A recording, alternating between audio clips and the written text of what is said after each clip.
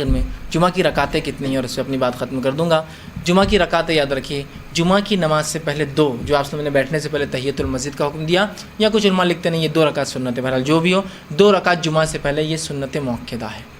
اس 2 رکعت کے بعد جتنی اللہ نے طاقت دی اتنی نوافل پڑھیے آپ, کوئی ممانی خطیب کے خطبہ دینے تک, چونکہ آپ پہلے آ گئے نا اس لیے تو آپ نوافل پڑھ رہے ہیں. خطیب کے خطبہ دیتے وقت آپ 2 سے زیادہ نہیں پڑھیں گے, وہاں صرف 2 پڑھ کے بیٹھنا ہلکی, وہ بھی تب نہیں دے پڑھتے رہیے.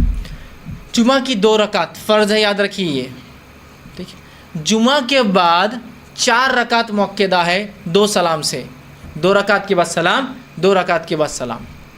یہ ہے جمعہ کی رکعتیں 8, 2 مؤکدہ, 2 فرض, 4 مؤکدہ, اور 2 مؤکدہ کے بعد جتنے نفل کا وقت ملا اتنی نفل پڑھ سکتے اس میں انشاءاللہ عزیز, کوئی حرج نہیں. اب ہمارے پاس جمعہ کی رکعتیں کتنی ہیں؟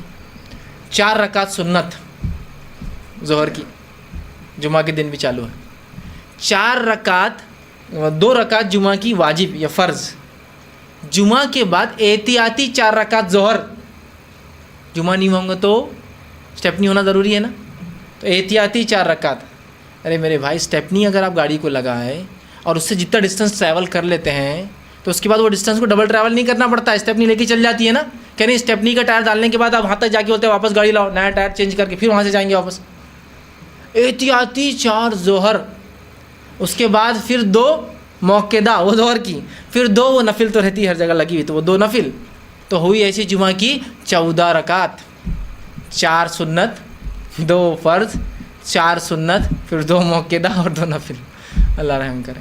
یہ نہیں ہے اس کی تعداد, اتنی ہی یاد رکھے جمعہ کی. ٹھیک, تو یہ چند باتیں تھیں. جمعہ کی اہمیت, جمعہ کی فضیلت.